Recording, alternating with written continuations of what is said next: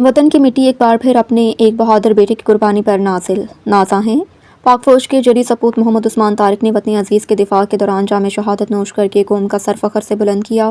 شہید محمد عثمان طارق کا تعلق ساہیوال کے علاقے 93-6-8 سے تھا۔ وہ 21 رمضان مبارک کو ڈی جی خان میں ایک انٹیلیجنس بیسڈ آپریشن کے دوران روزے کی حالت میں دہشت گردوں کا ڈٹ کر مقابلہ کرتے ہوئے شہادت کے عظیم رتبے پر فائز ہوئے۔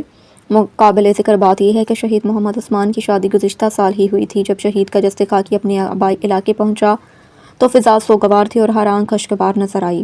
پاک فوج کے افسران اور جوانوں نے اپنے بہادر ساتھی کو پورے فوجی اعزاز کے ساتھ سلامی پیش کی اور انہیں ان کی آخری آرام گاہ تک پورے احترام کے ساتھ پہنچایا۔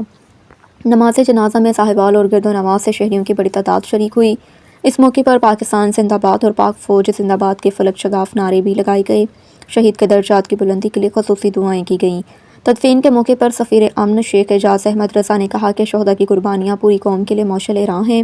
انہوں نے کہا کہ آج ہمیں عہد کرنا ہوگا کہ ہم دہشت گردی، فتنہ ہندوستان اور فتنہ خوارج جیسے ملک دشمن عناصر اور بیانیوں کو مکمل طور پر مسترد کرتے ہوئے اپنے سلامتی کے اداروں اور پاک فوج کے ساتھ سیسہ پھیلائی ہوئی دیوار کی طرح کھڑے رہیں گے۔ انہوں نے مزید کہا کہ وطن سے محبت ایمان کا حصہ ہے اور شہداء کی قربانیاں قوم کے اتحاد اور یکجہتی کو مزید مضبوط کرتی ہیں۔